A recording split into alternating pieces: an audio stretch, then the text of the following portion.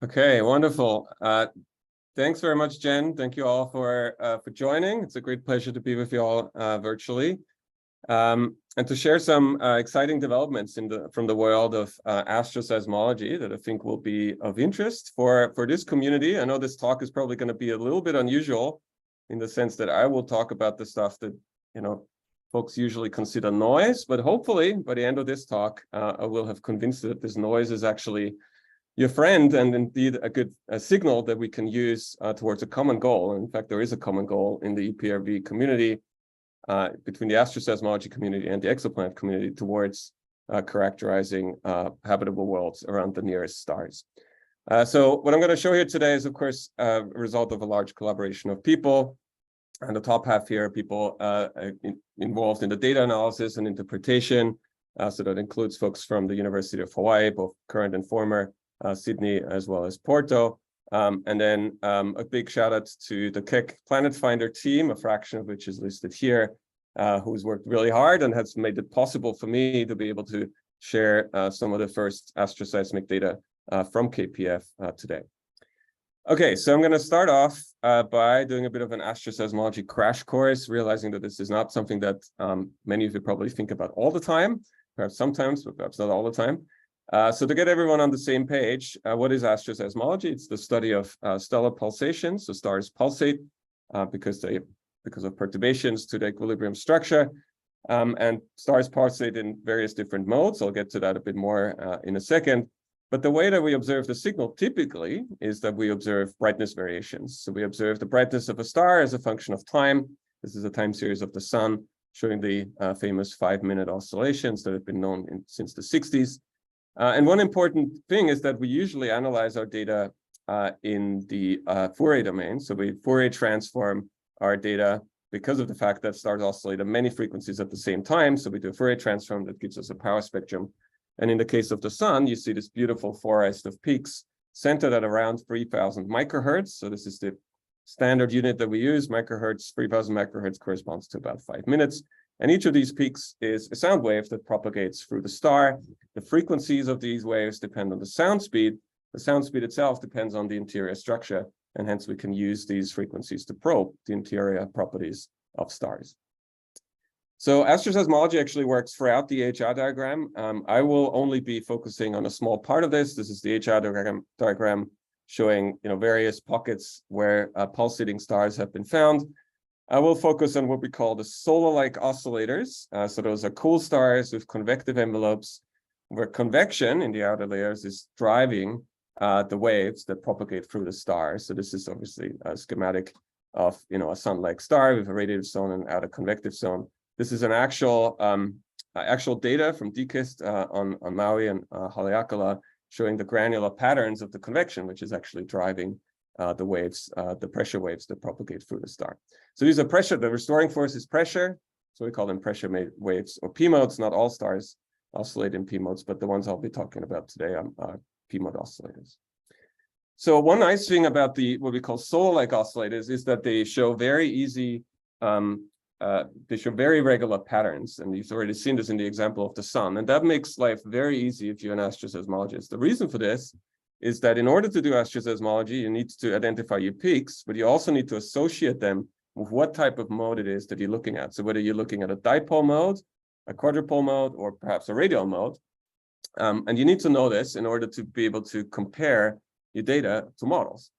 And solar-like oscillators make this really easy. It's basically just pattern matching because there's this regular pattern of modes. By comparing them to models, we can tell which ones are radial modes, which ones are non-radial modes, and so on and so forth. So this is actually not the sun. This is an observation of a Kepler star. This is, I think, 16 Cygay, but you can see how amazingly high signal to noise the data is that we got from Kepler for some of these sun-like stars. Almost looks like the sun, but it's actually not. Okay, and one other thing that we can do from solar-like oscillators is that we can measure quantities that we can connect to fundamental properties quite easily.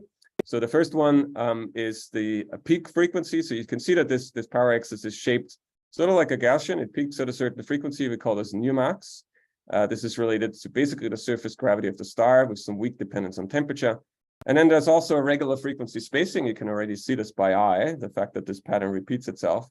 And the average spacing between modes of the same spherical degree, but consecutive radial order. So for example, radial modes that have consecutive radial orders, so different nodes going from the surface to the center, they form what we call the large frequency separation that is essentially related to the mean stellar density.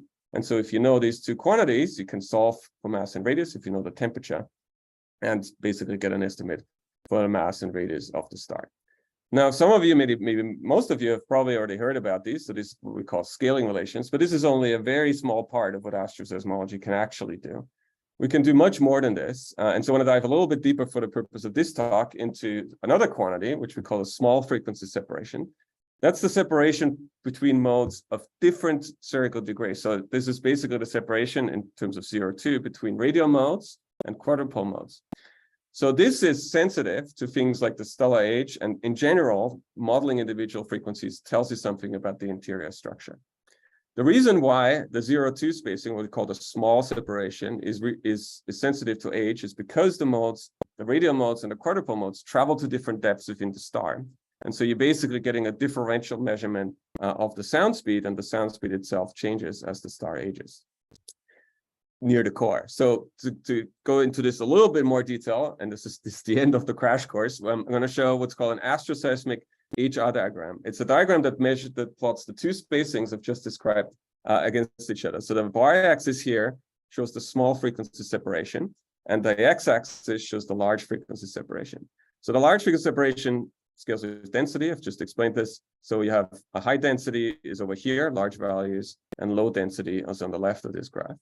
And the small separation probes the stellar age. So just to repeat this again, the reason why this works is because the L equals 0 and the L equals 2 modes, the radial and the quadrupole modes, penetrate to different depths within the star, and they probe more exactly the sound speed gradient near the core. And the sound speed gradient will change as the star is burning hydrogen into helium, because the sound speed depends on the mean molecular weight, and the mean molecular weight will increase as hydrogen is fused into helium. So if you look at this graph, you can plot some models. So you can look at the sun, for example, a one solar mass star that starts off here, young, and then as it evolves, it becomes less dense, and it becomes, of course, older. And the sun sits about here in the asteroseismic HR diagram. But the punchline is, if you can measure those two quantities, this is the first step towards, measuring an age in a way that is not possible in any other way, because you're actually probing how much hydrogen is fused into helium. And you can do this also, of course, for lower mass stars, which I will get to in a second. Okay, so I want to talk a little bit about asteroseismology and exoplanets in the Kepler and TESS era before I get to the EPRVs, just to sort of set the scene as to why this is actually important. Why do we care about cool dwarfs if we have all this, amazing astroseismic data from Kepler and TESS already? And why is it important? In fact, why should exoplaneteers care about stars that are oscillating? So there are lots of reasons for this. Of course, one main reason why this has been such a success story in the past is the fact that Kepler has revolutionized asteroseismology just as much as it has exoplanet science. So this is a graph showing an HR diagram, just luminosity versus temperature, showing all the stars for which we had asteroseismic detections. These are solar-like oscillations only around 2009, so not all that long ago. And we basically had, something like a dozen main sequence stars and subgiants and a handful of red giant stars. And this on the right shows the situation after Kepler. And you can see that Kepler completely blew the door open to do systematic asteroseismology all the way from the main sequence up to the red giant branch. So using this, of course, many of those stars where we detected oscillations have transiting planets. And there was a lot of great science that has been done with this. Two examples, some of my favorite examples are shown here. These are quite old, but just want to, repeat this in case people have forgot. These are these amazing exoplanet systems. Kepler 37 is an oscillating star, late G star. You see the oscillations here. This is the power spectrum and the regular structure, just like I've described it before. The transiting planet, one of the transiting planets in this system is the size of the moon. So very small. I think it's still the smallest probably exoplanet that we know of. And thanks to asteroseismology, we're able to pin down the radius of the star very precisely to about 3%. And then Kepler 444, which is probably the most famous example of an asteroseismic host star with transiting planets. This is a K-dwarf hosting 5 sub-Earth-sized planets, all of them transiting. And the asteroseismology, again, the detection shown here in the top, has actually allowed us to age date the star to be 11 billion years old, with an uncertainty of about 9%. So we've shown using this combination that terrestrial planets have indeed existed for most of the history of our universe, at least 11 billion years. Another famous example is, of course, the Radius Valley. I'm sure many of the talks perhaps deal with this phenomenon and this demographic feature. This has been found, of course, initially using spectroscopy from the California Kepler survey, analyzing the Kepler host stars. I'm showing here a version of this published by Vincent van Allen shortly thereafter, showing only the asteroseismic host stars with transiting planets. And you can see that the gap, or the valley, depending on which dimension you look at, the dearth of planets between the sub-Neptunes and the super-Earths is very pronounced if you only plot the planets orbiting asteroseismic host stars. There's a few reasons for this, perhaps. One, of course, the asteroseismic stars are F&G type stars. We know that the properties of the valley depend on the stellar mass. But the other one is that we know the radii of these stars really precisely, and we can therefore also characterize the radii of the planets very precisely. Another fact is that we actually have fast cadence photometry that allows us to actually get the transit parameters better. But the fact that this is empty, this gap is the dearth is very pronounced, actually tells us something important about how the valley and how the gap has formed. And this has been made possible through asteroseismic characterization.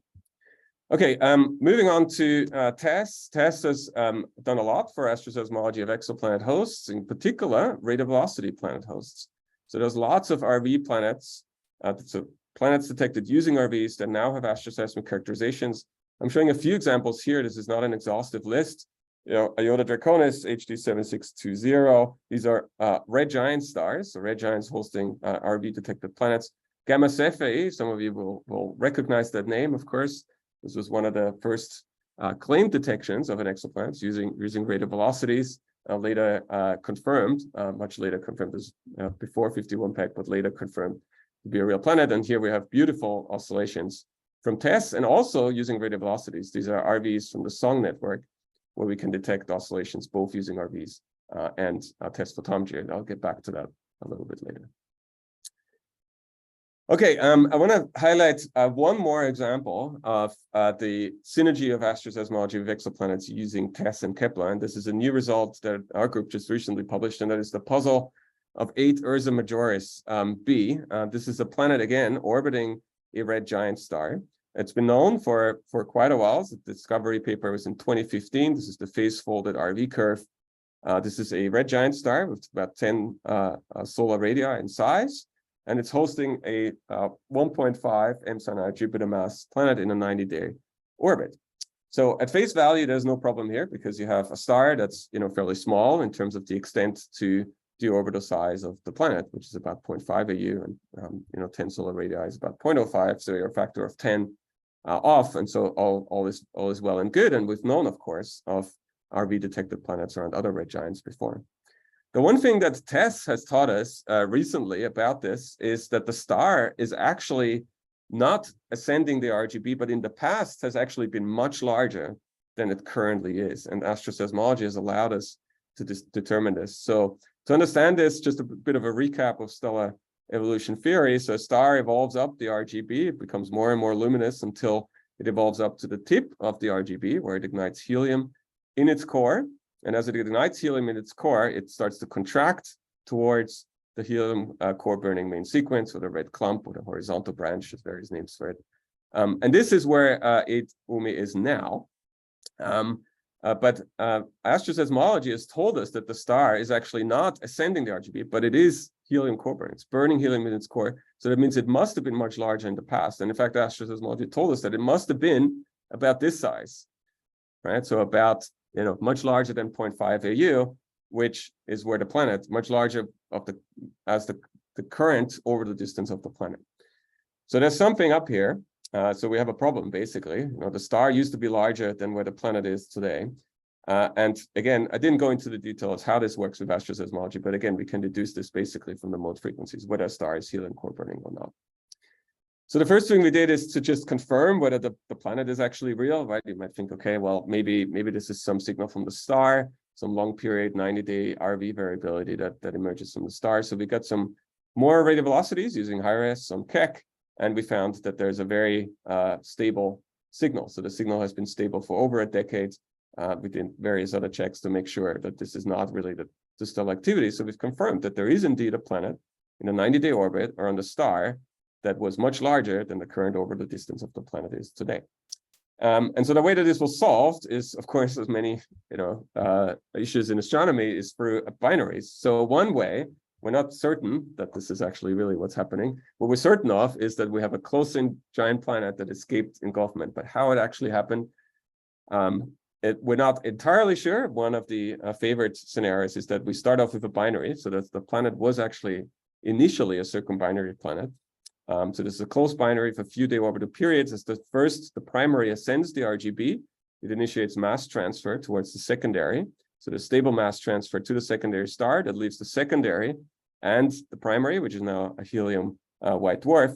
And that helium white dwarf starts to merge with the secondary as the secondary starts to move up the RGB. So you have a stellar merger, which eventually ends up with a star that has a much more massive core.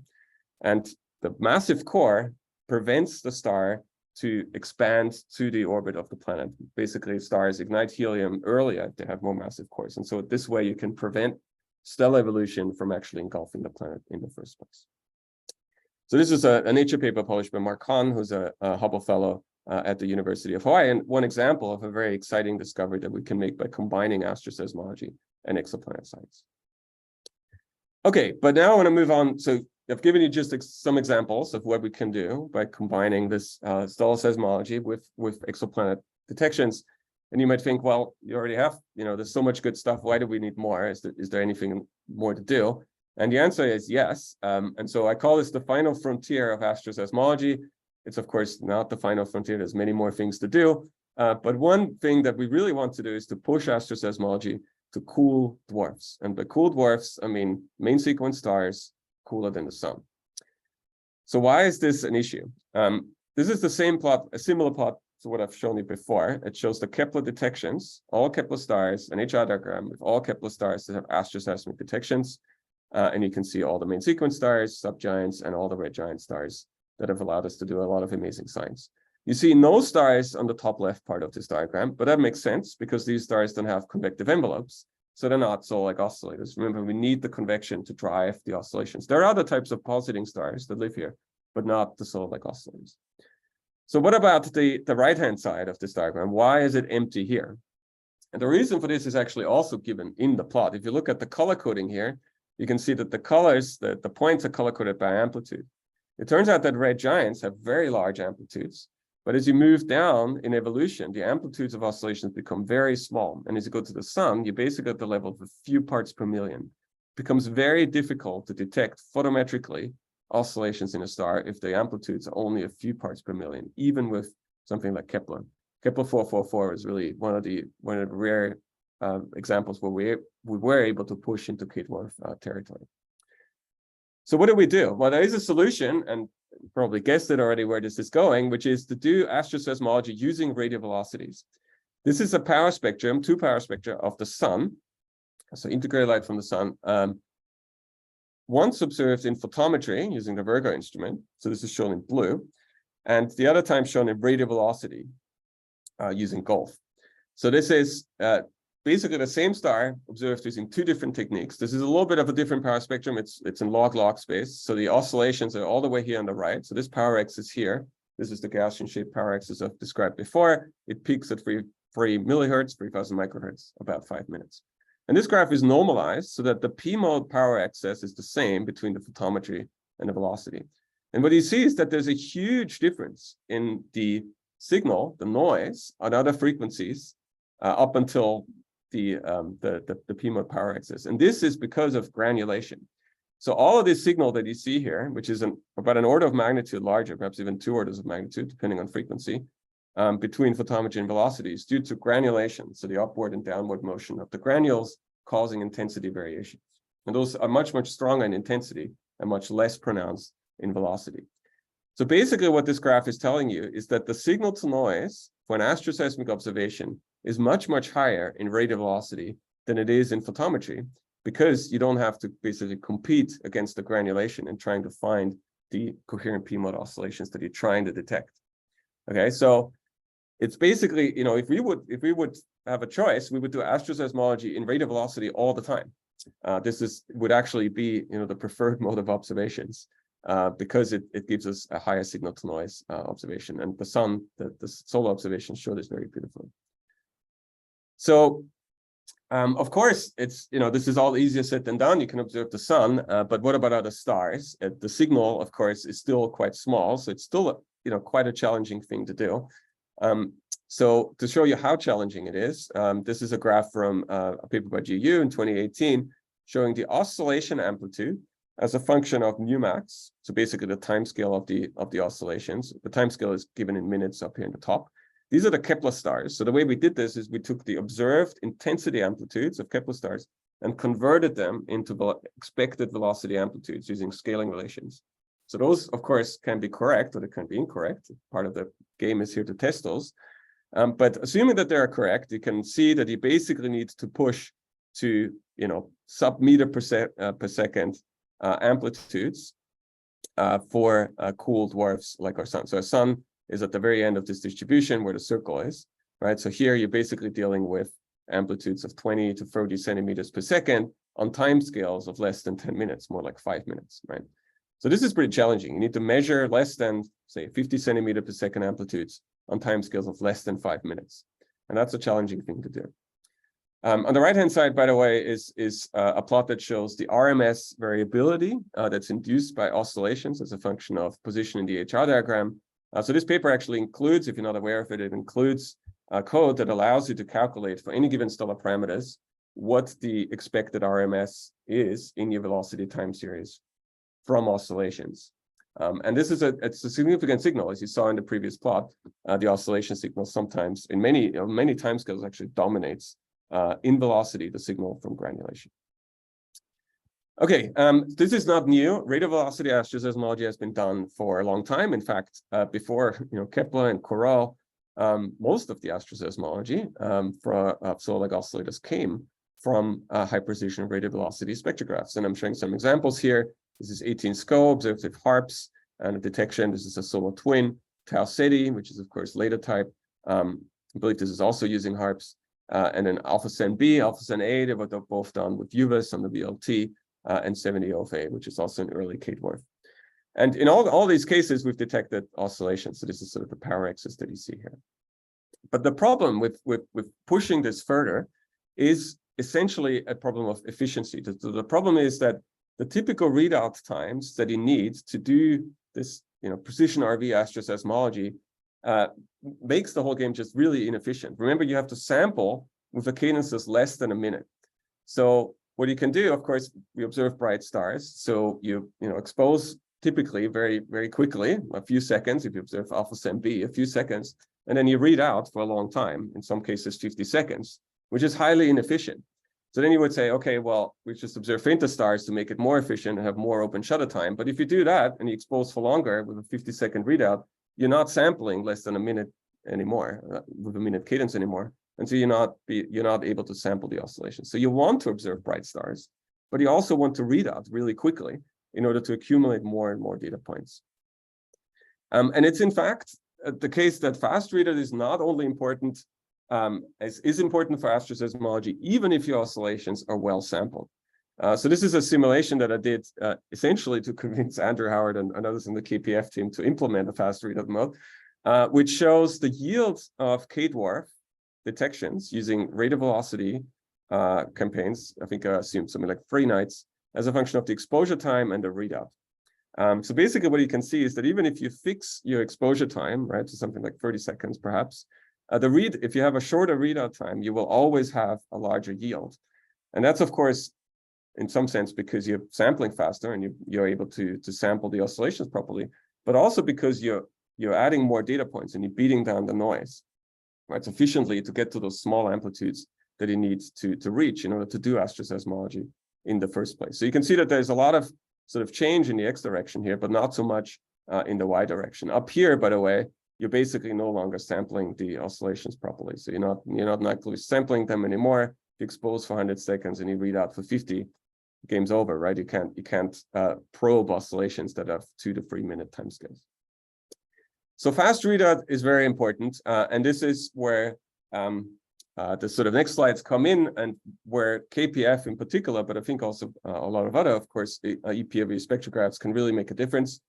So KPF, as many of you will know, has been commissioned at Keck over the last year. It has now entered science, regular science observations. I won't go into the technical details of KPF. There are others perhaps online that can talk a lot more proficiently about all this. The PIs, Andrew Howard at Caltech, there are many institutions involved. And we've now started science observations with KPF. And I'm happy to share some of the first results from the Asteroseismology program today. So before I do this, I want to show some time series and some data that's actually taken using the KPF solar calibrator. So it's a project led by Ryan Rubensahl at Caltech. So that's basically on a small telescope on the roof of Keck that observes the sun during the day and feeds the light into KPF. And so these are solar observations using KPF and also NUID. So there's 2 spectrographs on this graph. This data from 2 EPRV spectrographs shown here. And you can see the beautiful 5-minute oscillations of the sun. And you can see that KPF, it's more efficient, of course. So it has 21-second cadence. In this case, NUID has 85-second cadence. And partially that's because of the shorter exposures. But another fact is the fast readout. So we have a factor of 2 faster readouts that we can implement into KPF. So KPF is a dedicated fast readout mode that can be used for observations and was used here.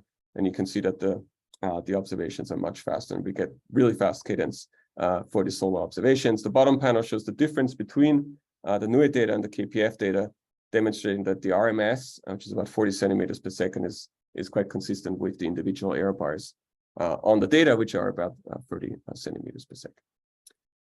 So this is the sun, but of course, we want to go fast. We want to go fast also for other stars, and indeed, this is what we started to do. About a month and a half ago, we had a night, first pilot night, to observe with KPF stars in fast readout mode. So this is our first light fast readout observation of a sun-like star. So this is a spectral type a little bit earlier than the sun. So we started with something sort of nice and easy where we knew we should see signal.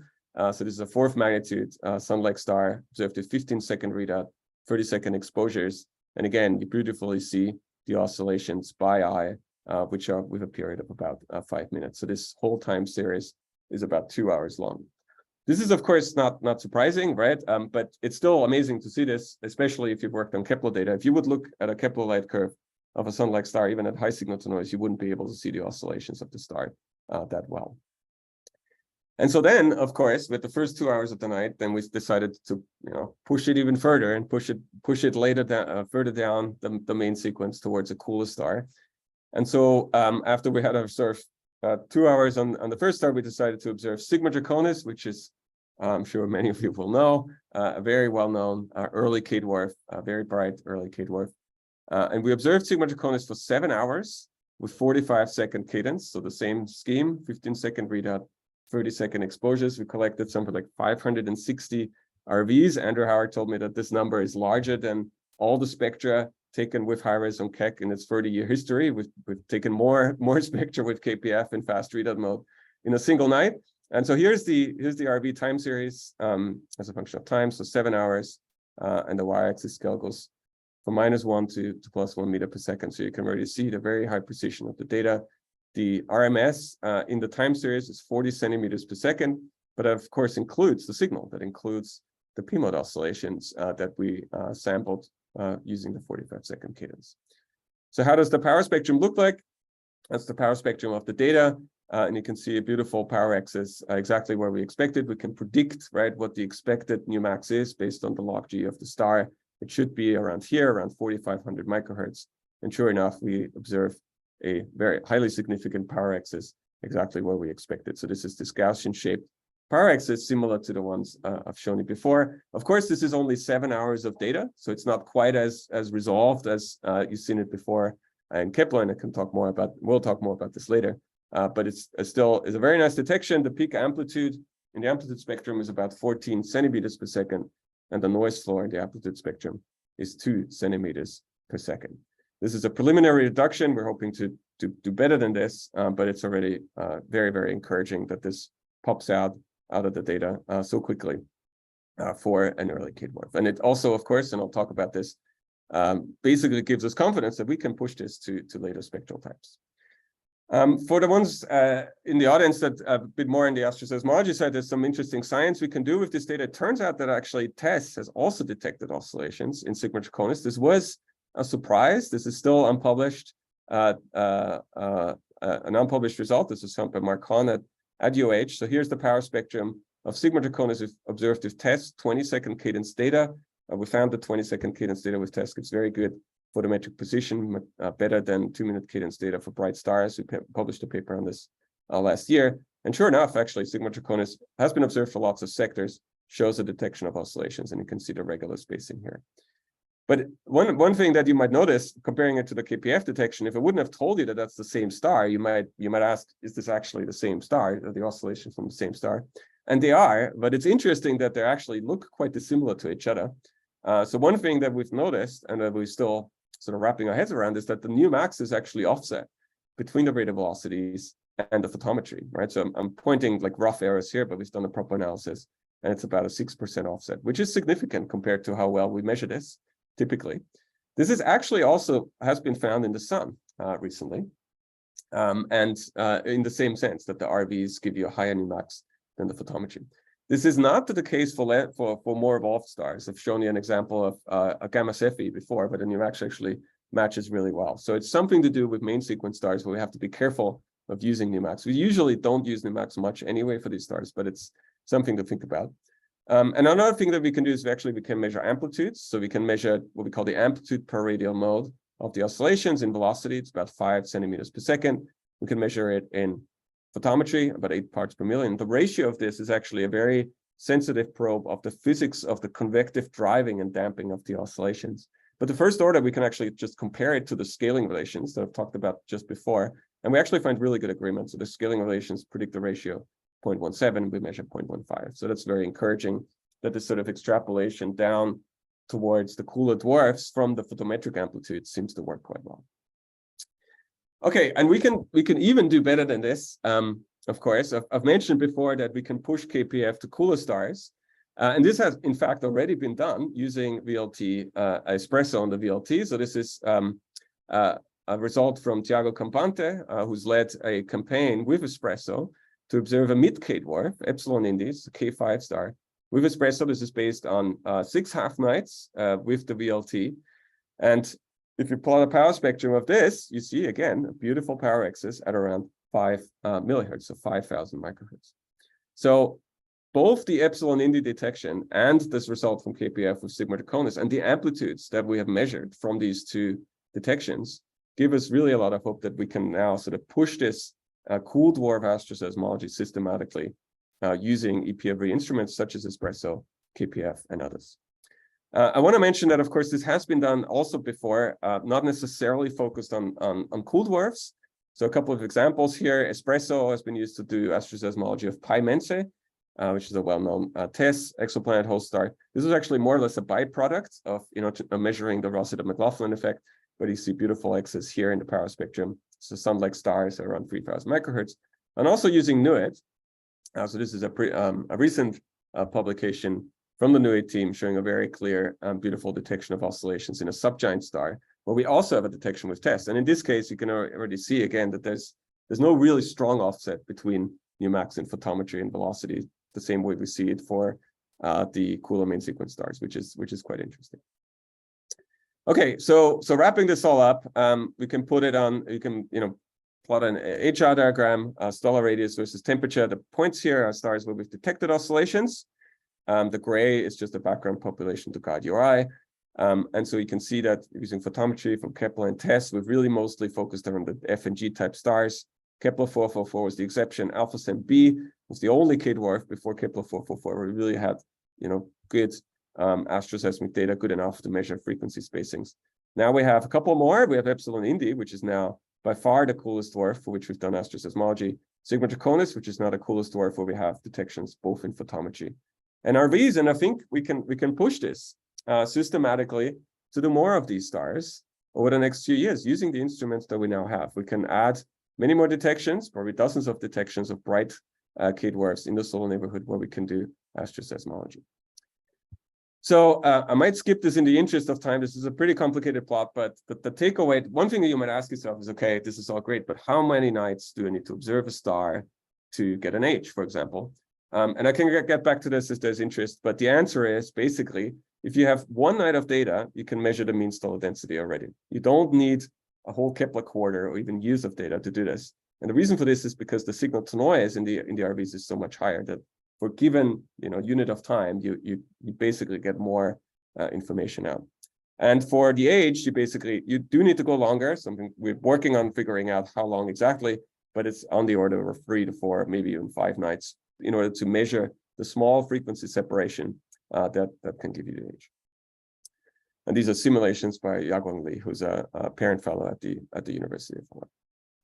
Okay, so I want to talk a little bit more now about the obvious question some of you might ask yourself, which is, why should I use my precious telescope time to do asteroseismology using EPRVs? Right? What do we actually gain?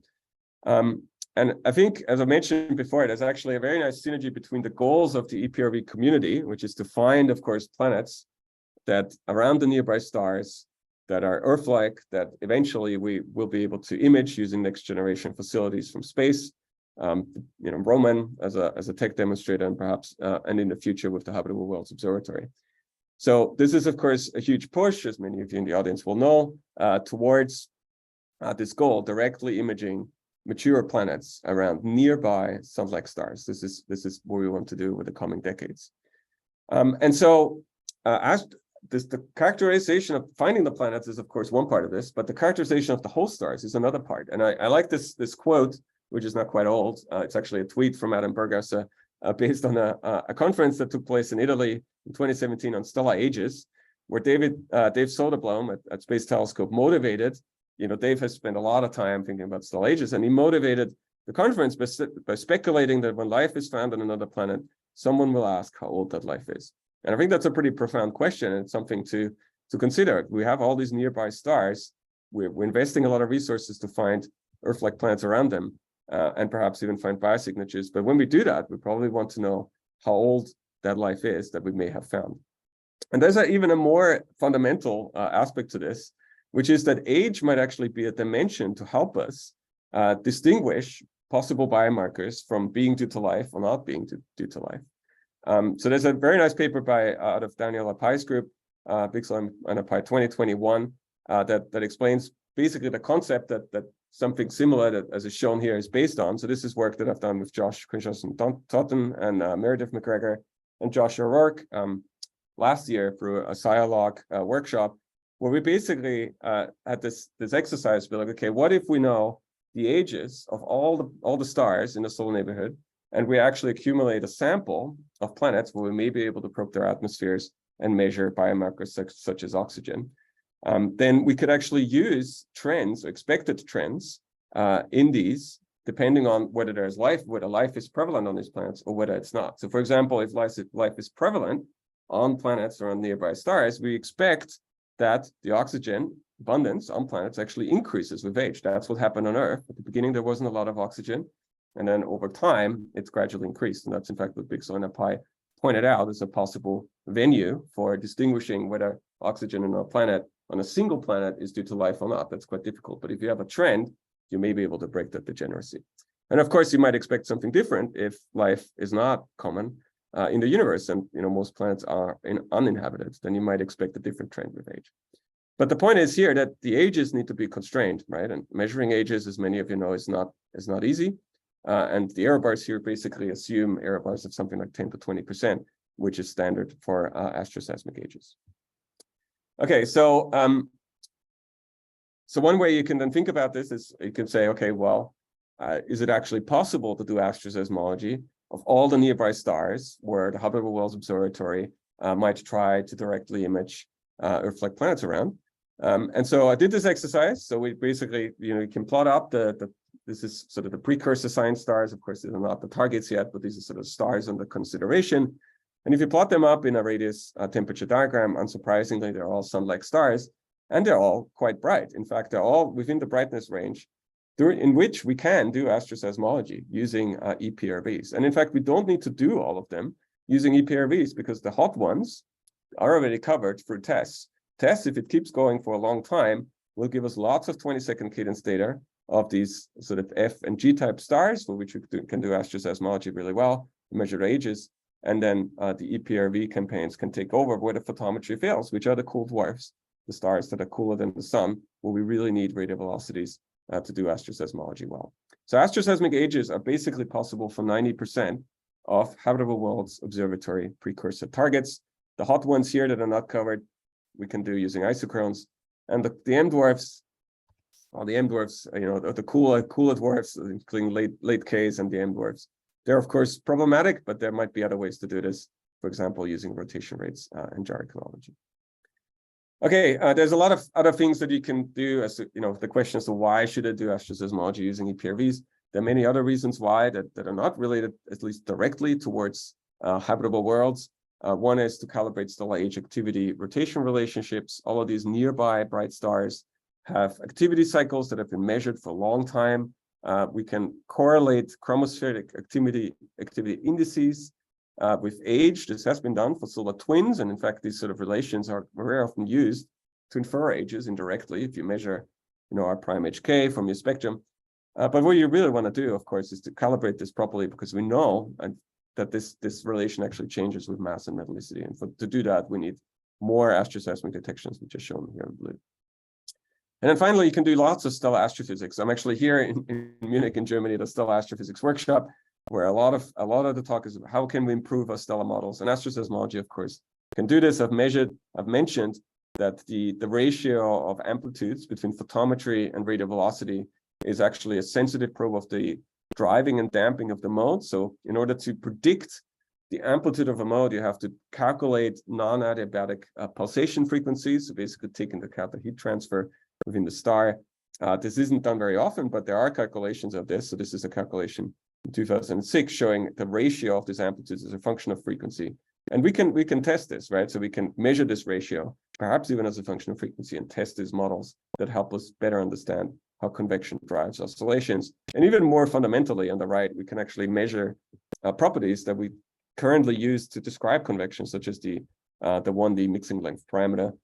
We can constrain this. In the best cases, this is an example from the Kepler sample where the mixing length parameter was constrained as a function of temperature for Kepler stars. And we can push this to cooler stars if we can do asteroseismology well of K-dwarfs and actually probe this temperature dependence of the convective mixing length parameter that's predicted from 3D hydro simulations. Okay, at the end of the talk, so hopefully the conclusions, sort of very straightforward.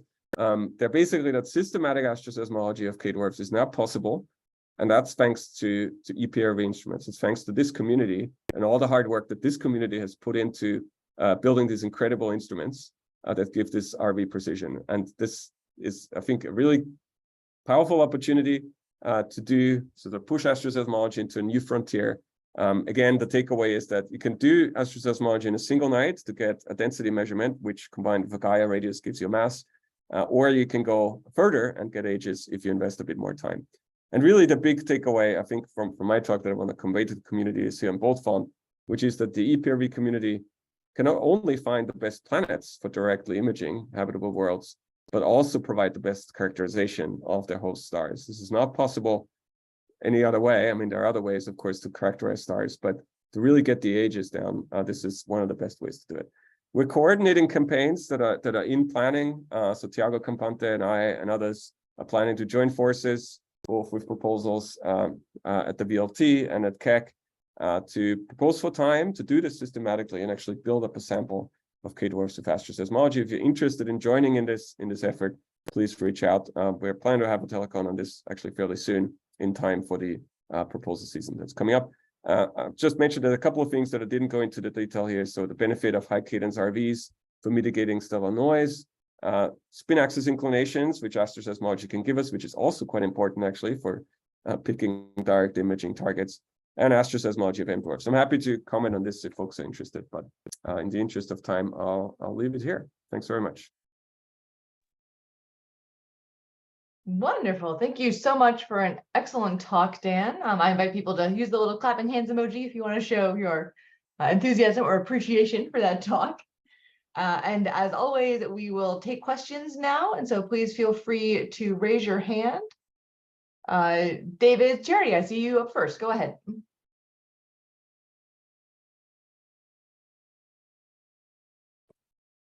Hey, Dan, that was a really nice talk. Thank you. Since you brought it up, I'm actually really curious about the spin axis inclination. Can you say a few words? Because there has been skepticism about using photometric seismology to try to get the inclination of the star. So I'm curious what's expected from the RVs.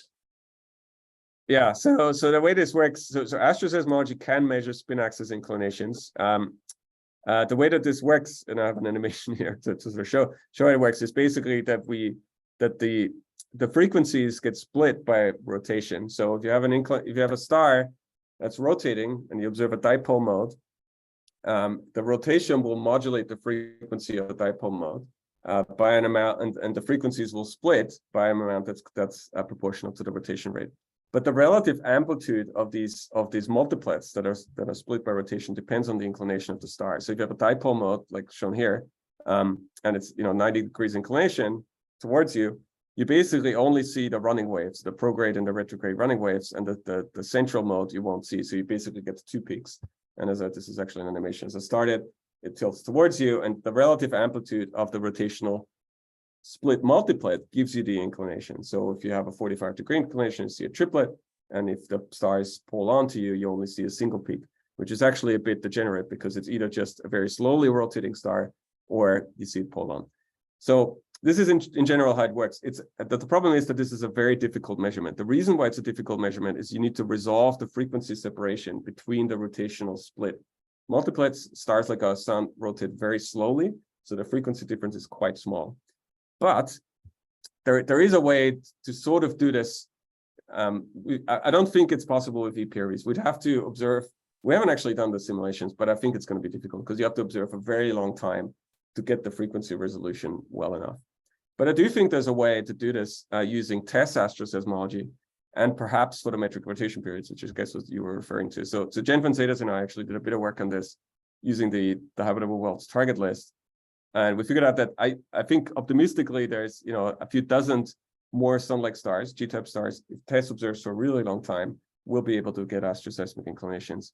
And then the rest, I think the best bet is to do I think what you were referring to, which is rotation periods plus V sin I plus the radius. That I don't see, unless we can magically resolve small stars with interferometry really well. I think this is the best way to go. This has challenges, of course. We need to be able to measure the rotation periods. We need to be able to measure small V sin I's and so on and so forth. So, I mean, my opinion is we can do it, but we would need, with EPRVs, but we would need a lot of telescope time. But if it's really, really important, then maybe that's something we should consider. Thanks. Really nice talk. Thank you. Thanks, David. Other questions in the audience? Feel free to raise your hands using the participants list. I'll ask one in the meantime. So I'm curious about the comment you have here at the bottom of high cadence RVs and trying to mitigate stellar, like the noise in parentheses. So can you talk a little bit more about that? Yeah, I never. Well, yeah, I don't call oscillations noise. So, but I understand that for some people it's noise. Well, I mean, I don't have much to say about this. I'm sure people are aware of this. I guess this is sort of like motivating that. Even if you're not necessarily interested in asteroseismology, you have access to an EPRV instrument, it might be a good idea to just observe your star at the fastest cadence that you can, and then see how things really bend down, right? I mean, there's this concept of averaging over the P modes, and then you ask, well, okay, how long do I have to actually expose in order to average over the P modes? And we actually know really well what that is because we know the timescales of oscillations quite well. So this is a paper by Bill Chaplin, basically giving a recipe for how to do this. So the integration length that you need as a function of where you are in the HR diagram to sort of pin down the RMS noise to the amplitude of an irrefinite log. But you can do it with data too. I think this is alpha sen. I forget which alpha sen, where you can actually do the observations yourself and then bin it down and see, how quickly does it bin down, to what level, and what is the exposure time that I need.